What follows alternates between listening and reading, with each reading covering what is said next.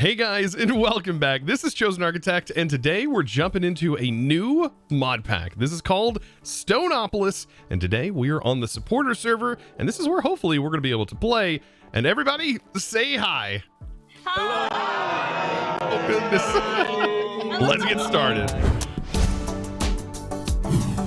Now this pack is a brand new 120opolis pack, and when I say opolis, it is made by Bin Bin Law, who makes a ton of these opolis series mod packs. Now the last one I played was Seaopolis, where you started underwater, and in this one you start in a cave. Well, you start in a world filled with nothing but stone, very reminiscent of Stoneblock. However, this pack is nothing like that, as these mod packs are heavily progression based, and you really have to follow the quest line in order to progress through it.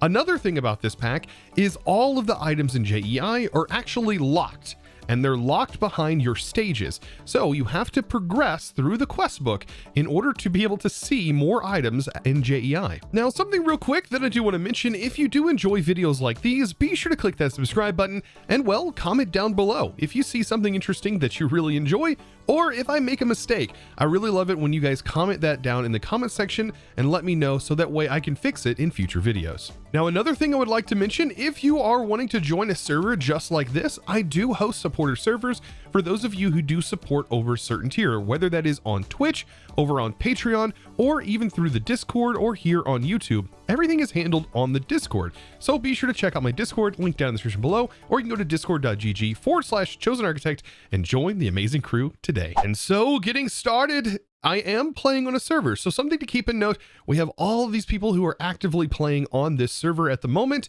And so you will see chat, you know, talking, of course, from time to time. So bear in mind that I will have chat open, and this is something I haven't done in a very long time. So it's been a really long time, like several years, since I've been able to play on the supporter servers and actively play on the server itself and record videos from there, because typically I have to deal with issues like lag and things like that. But this should be a pretty decent pack for doing this and keeping everything going. Now, something I want to note, inside of our quest book, which you can access by accessing the quest book up top here, or in my case, I assigned a hotkey to the actual opening of the quest book, which you can do in your settings.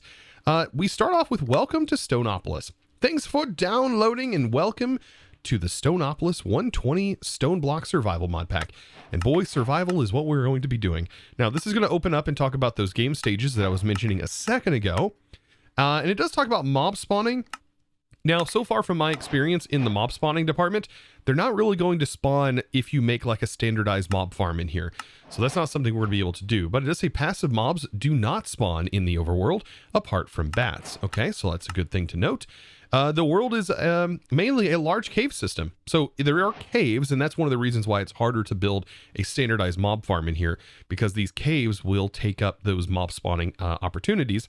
And so it makes it a little bit more difficult to create a mob farm here, but there's other ways we can do that.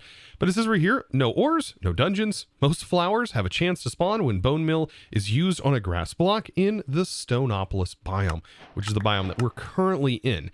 It talks about lights, so some torches, they all emit light, so we do have some nice lighting. And let's see right here. So quests that need colored saplings will unlock that color and help you progress further in the mod pack. So this does have some color things. It's kind of nifty. We're going to get into that here in a moment. But for right now, we are just in a stone cube. So we need to start our basic quest line. And it says right here. So start your something here. All right, so let's get started. So we need to grab some stone pebbles. And so I need to dig this out. And we should be able to do that by punching the walls. And we got some strong fists, because we're able to just destroy these walls. And we are going to get ourselves some stone pebbles. We should be able to wrap these up, and we can do this craft right here. So now with our stone, we can accept some quests here, and there's going to be a mixed rewards. Sometimes we're going to get rewards, it looks like, for regular stone, but we're also going to get rewards that are going to give us these things, these B-Bucks. And B-Bucks are kind of interesting. Since it's been a while since I have played an Opolis pack, I wonder if this has just been a common occurrence for a while, because it does look like it comes from Opolis utilities. So that's something to keep in mind. So let's go ahead and keep progressing. It wants to make stone. That's going to get us more of those B-Bucks. And it looks like we make a crafting table out of stone bricks. Okay. So now we have a regular crafting table. And then we need to craft ourselves a catalog. It says use to buy and sell items. And we also get a V-Bucks wallet. So yeah, this is definitely a rip on V-Bucks. This is kind of funny. So the catalog supposedly has things we can buy. Okay, interesting. So we already have a ton of things that we can buy. I do not recommend, though, buying things that you are unfamiliar to, as you will not be able to use those things. So if it does say unfamiliar, we won't be able to use them. And like I was mentioning, this is all that is in JEI at the moment because it's all that we have unlocked. So very few things in here as we work our way through this pack. Now, as always, I do have some rather large plans for this whole base area. I know right now I'm just in a little bit of a tight space, but I do plan on expanding this out quite rapidly. And so over the next couple of episodes, this is definitely going to expand and become an industrial site because this mod pack is full of tech, and I mean full of it. So anyways, let's go ahead and vein mine. We actually have vein miner in this pack. And if you hold down the key that is underneath your escape key, referred to as the tilde or grave key, you can hold that down. And if you hold down shift while doing that, you can scroll wheel through these different shapes, or you can use your up and down arrow key to do that as well. And I want to select the small square 3x3 mining 9 blocks. And so whenever I do this, if I go ahead and I start mining with my hand, I can vein mine a 3x3 area. And look at this. This is fantastic. And it works perfect for clearing out this area. And we're going to need a little bit of these blocks as we continue to progress on. And not to mention, it's going to give us tons of pebbles that we can use in the future. So now it needs me to make some sticks, and I'm wondering exactly what this is going to lead to. So it gives us 2 sticks in return. And then we're going to need to craft up, oh, okay, we're going to need to craft ourselves a sapling. A gray colored sapling? Very interesting. So we're going to have different colored saplings. Very gray in here. So I'm just going to place my crafting table down here for right now. I'm sure all of this is going to get moved very soon. But how is this made? So it's just a couple of stone, a couple of sticks, and we have ourselves a stone sapling? No, it's a gray sapling, but still. We also need to make ourselves some fertile stone, fertile stone. Okay, so we're going to be planting our tree on stone. I guess that makes sense. And so here's another case where we're going to need more and more pebbles. So I'm just going to be working my way, building this out more and more and more, and definitely building up vertically, because we're going to be planting trees in here. That is going to be something we're going to have to worry about, right? So this just requires the sapling to go in the middle. Ooh, so we're going to actually need more than one sapling from the start. Okay, so I'll grab this and we'll make ourselves a sapling. So now we have dirt and a sapling, and we should be able to grow our trees. But first, let's go ahead and continue on our quest, because we get a sapling grower here. Okay, and it does say that these trees need at least a 5x5 space worth to be able to grow. So a 5x5 with the height of 6 should be fine. Okay, so will it grow in here? It will not. So by default in here, it actually does not grow. So I wonder if I give this a bit more space vertically, then will it grow? Ah, there it goes. So perfect. So now we have a little bit taller of a tree, and we can also vein mine this whole thing. If we switch back to the shapeless version, we can vein mine. It should hopefully get some more saplings, and we also get our first bit of logs. Very, very cool. So this is going to be something that we are going to be doing a lot. We're going to be farming a lot of trees in this playthrough. Now this should lead me to making my first pick, because now that we have wood, we have access to making sticks. And there's a couple of recipes you can use for making sticks. This will make 16 just like that. But I think we can make a regular stone pickaxe right off the bat. And here we go. Okay, so now we have our sticks. This is leaves have a chance to drop sticks, which is going to be helpful too as we move along. It says faster than your right hand, at least. Well, our right hand is already incredibly fast. Okay, there's a surprise if you crouch right click on stone. Okay, with your stone pickaxe in world. When you shift right click, oh, that's pretty cool. So it converts it into cobblestone, and then we can vein mine the cobblestone to get cobblestone. Oh, of course we can. There we go. Awesome. So now we can make a furnace, right? I'm assuming that would lead us into a furnace, but we can also use it to make a stone pickaxe. So I guess we can do more of this. And that'll get us a stone pickaxe. Or sorry, a stone sword, right? Yeah, I'm sure we'll use that later. Then it talks about bone. They drop from skeletons. And like I said, I did play around with this just a little bit and notice that because of the caves, we're not going to be able to make a mob spawner just yet, or a way to spawn in mobs. But it also doesn't work all that well on servers anyways when it comes to, you know, mob farms. So let's go ahead and move forward into this. It looks like we can kind of skip that then, and we can work our way towards making bone meal by using that wood to make a composter. And we can also make ourselves a hopper using chests. And I'm just looking at these quests and kind of not reading much because there's not a lot in the descriptions, but it does mention this cheap item transportation, which we're probably going to utilize a lot. So perfect. We can make ourselves a composter, but we're going to need 2 hoppers for this. So we don't have enough wood as of right now for this. I mean, we can make at least 1 hopper though. Maybe it gives us 1 as a reward. Probably not. Probably gives us the bucks, right? Yes, we end up getting the bucks. You can also click this in the top right to accept all prior quest rewards. So if you already know what you were working towards and you see that they're setting there, you can actually accept all of them by clicking that button in the top right. So now some other quick tips that I'm going to recommend getting started with this, just judging by some of the things that we have available to us. I definitely recommend making crooks. Crooks are going to be very helpful to you. It's going to allow you to gain more saplings per sapling placed.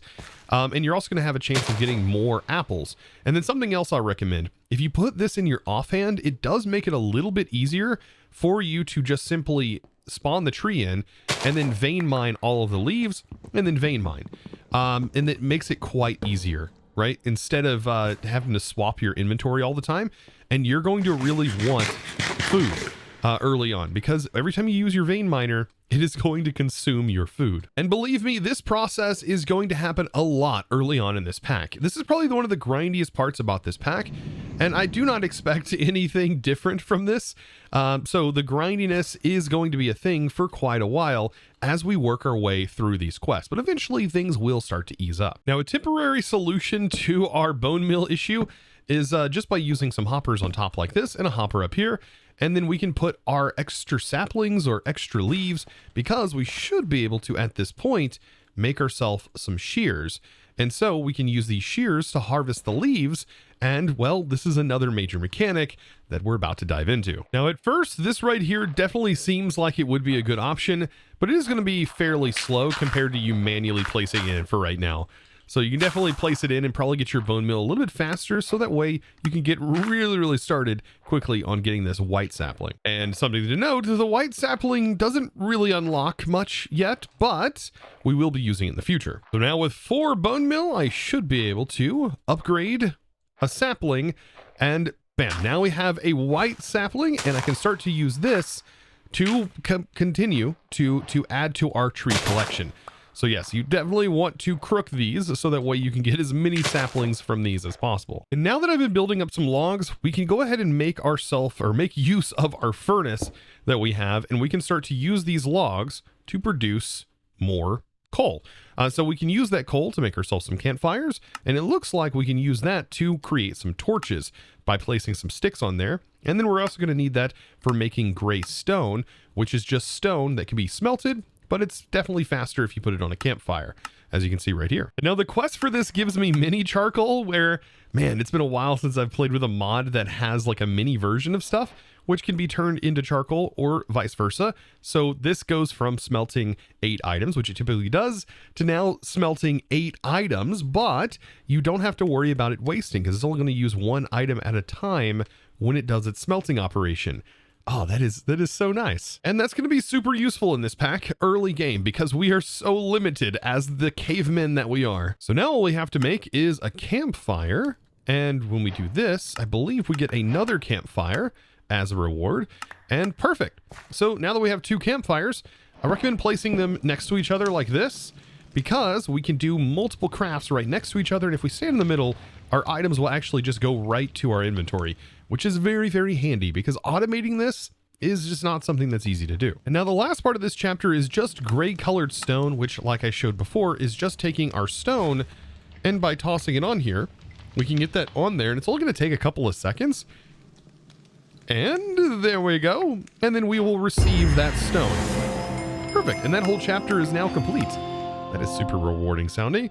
Okay, and then it leads us into the strainer section, which at the rate we're going, we're probably going to finish up the entire starting setup in today's episode. So we've already obtained the gray colored leaves, but apparently they have a really nice use. So this is made of leaves. Okay, so 3 leaves going sideways turns into leafy string. And then we need to turn that into some mesh, it looks like. So yes, a few of those. Okay, meshes, and then some mulch. And it says right click the mulch with a hoe, places a water source block.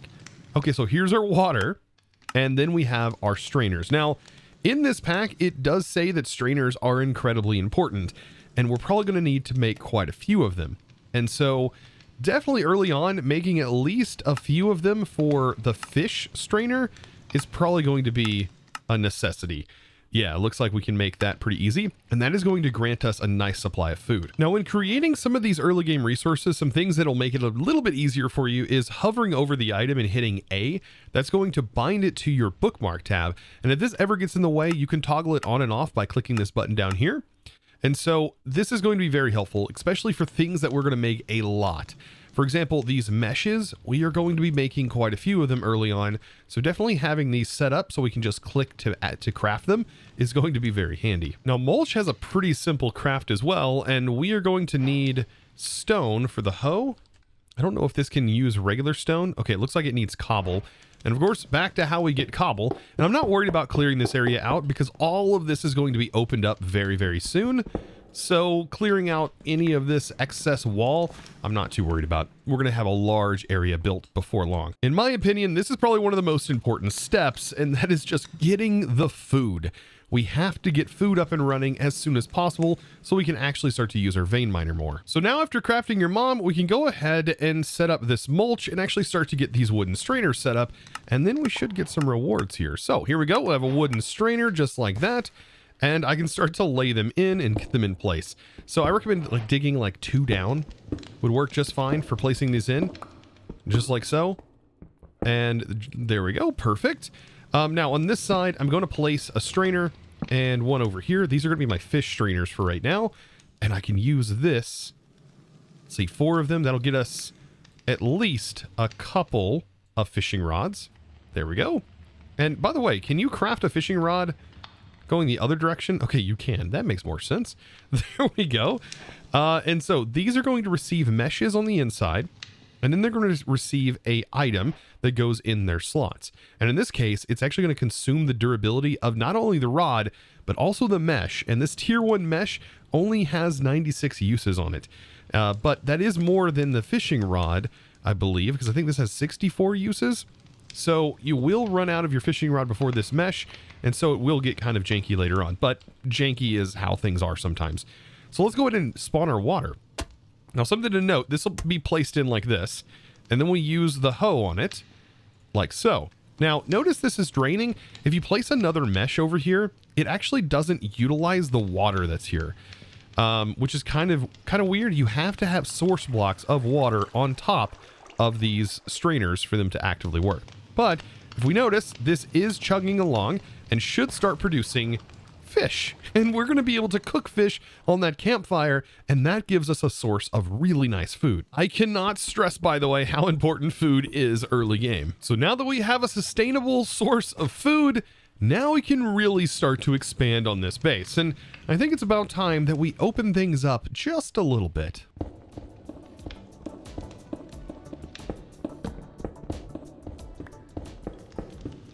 So after a little bit of building, I now have a much larger room. But one of the things that I definitely want to do as soon as possible is possibly stop being so symmetrical.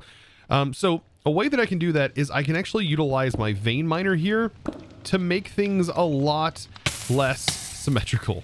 So just start randomly clearing out areas that you see here, making bigger holes in the walls and sort of just being kind of random with it. And what this is going to do is this is going to allow me to be a little bit more creative in coming up with ways to solve that problem, right? Of it being all symmetrical. I don't know. This is how my brain is working right now. So this right here. So if I do this and I also make the roof a little bit taller, by standing up here, we should be able to achieve that effect. And I want to make it not so symmetrical, so that way I can come up, like I said, with like a little bit better ideas as far as lining everything out. See, if you stay inside the little box that you start in, you're going to become quite overwhelmed quite quickly. And even if you do make some mistakes, I mean, you're getting your stone back. And by the way, I'm hitting tab after doing the initial craft like this, and crafting your first one. I'm hitting tab to auto refill this back. And that's a nice little feature. And like I said, yeah, if you mess up, you can always place your stone back in. But I do also want to try and add some features in here like cobblestone to give it a little bit more texture. And we can do that with the effect that this gives, right? With us randomly clicking in here to add cobblestone texturing. So after expanding the roof a little bit, it now looks a bit more cavier. And I like this look a whole lot more. I even added these like stalactites up on the top here. And I thought about adding the stalagmites on the bottom, but I don't know. I like these kind of dangling just a little bit. And this gives me room to start to expand off into these side chambers. Now, it's really dark right now because I haven't added any light sources, but we're going to gain access to more of those as we progress on. But for right now, this gave me a lot more space to place sort of things on the edge for now. And it doesn't look so plain as to just be an empty box. And I can start to add more soil. And while I was building all of that, I now have some food that has been built up, which is very, very nice. Now, aside from all of this, as I'm about to start farming up some trees, I definitely want to remove the map that is in the top right. I just really don't feel like it's necessary at the moment. So a way that I can actually remove that is by opening up my map by hitting M and going to the settings. And then in here, I can actually disable the waypoint. There's also a ton of other settings that you can play around in here, but that's the big one, just toggling that off, because I feel it's just completely unnecessary at the moment. So now at this point, I'm going to be doing a lot of farming, and I want to throw out some tips that I've discovered from kind of playing around with this. And the ways that I think that is probably most efficient for gathering all of the leaves and stuff that we're going to need. And that is to place down your saplings, have your sapling grower in your offhand, and then have a set of shears. So at the moment, I don't have a bunch of shears or crooks or whatever you want to use. Just have them available in your hotbar. And then what you can do is place your saplings down like you see here. So that way you can right click one, grow it, and then you can shear all of it. So we should be able to shear all of this, and then I can right click this one and shear it. And then I can just continue on. And so what I'm left with is this nice area that wraps around and gives me a place to walk in between as well.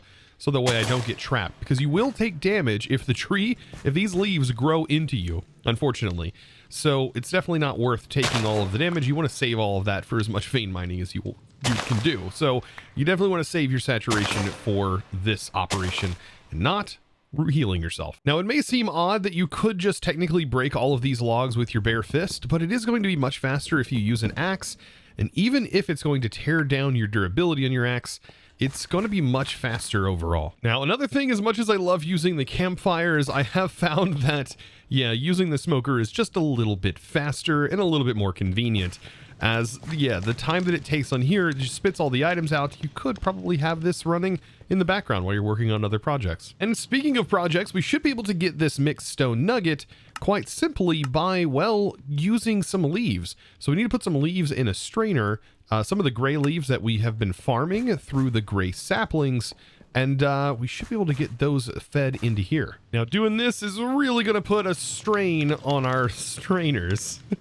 But now, of course, moving along, we're going to use this to make some mixed stone that apparently is going to be used to make a spray can, which, according to the quest here, tells me that I can basically remove the dye off of our gray colored saplings here, and apparently it'll turn it into a regular oak sapling. So I've added some chests here. I have some meshes that are now prepped up, and I also prepped up some tools. It's going to make it a little bit easier for me to handle going over here to these current strainers that we're going to be using. But we're going to have a lot more strainers here soon.